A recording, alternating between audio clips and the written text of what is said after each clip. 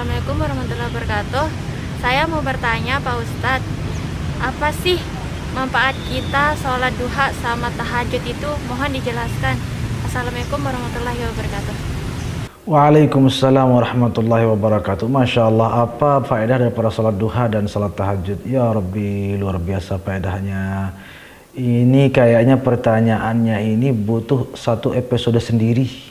Malah mungkin tidak cukup. Andai kata 100 episode pun tidak habis-habis faedah daripada dua sholat yang tadi itu. Luar biasa. Tetapi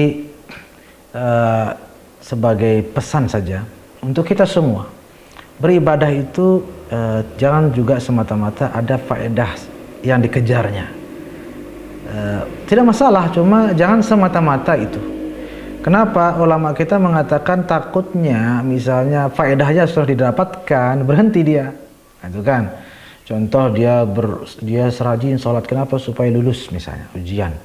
Udah lulus, nah khawatir kita nanti berhenti dia sholat. Kenapa? Karena tujuannya sholat itu yaitu dia rajin bangun malam misalnya,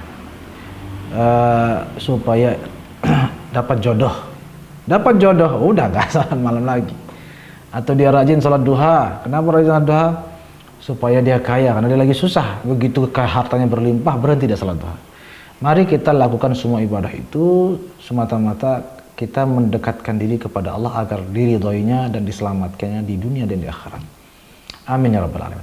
Nah, beberapa faedah karena waktu yang terbatas, ada banyak sekali. Izinkan saya buka beberapa referensi dari kitab-kitab, Masya Allah banyak sekali, dan bahkan banyak kitab-kitab yang memang spesifik isinya tentang sholat duha, ada sholat tahajud dan lain sebagainya. Misalnya yang sholat duha di sini diriwayatkan bahwasanya Allah Subhanahu wa taala berfirman. Jadi ini hadis qudsi namanya. Rasulullah menyampaikan firman Allah tapi di luar wahyu Al-Qur'an, selain wahyu Al-Qur'an. Namanya hadis qudsi. Apa kata Allah sebagaimana dikutip oleh baginda Nabi sallallahu alaihi wasallam? Ibnu Adam, irka'li min awwalin nahar akfika akhirahu.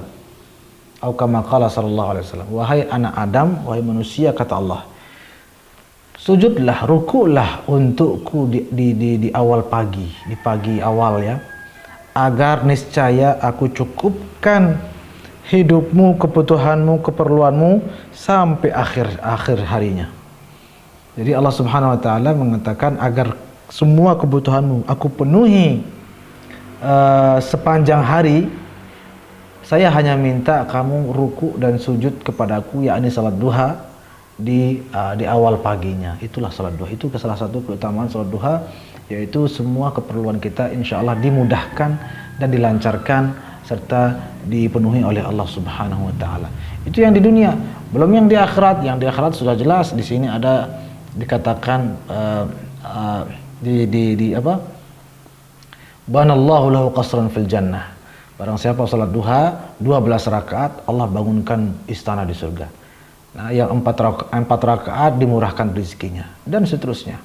Faedah-faedah lainnya antara lain, dia dengan salat duhanya itu mendapatkan pahala sedekah sebanyak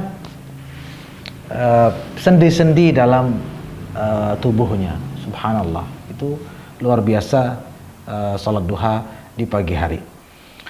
Adapun salat tahajud, apalagi salat tahajud ini, kenapa? Karena salat tahajud dilaksanakan di malam-malam di mana rata-rata orang tertidur.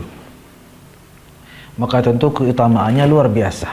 Orang semuanya lalai, bermimpi dan aktivitas yang duniawi, sementara kita menghadap Allah Subhanahu wa taala. Itu suatu hal yang luar biasa, sampai-sampai Allah mengatakan dalam sebuah riwayat, atau Allah Rasulullah SAW menyebutkan dalam sebuah riwayat bahwa Allah turun ke langit dunia setiap sepertiga malam terakhir, setiap malam.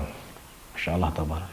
Allah turun, maksudnya Allah mencari-cari mana, kata Allah, mana yang meminta kepada aku kasih sekarang juga.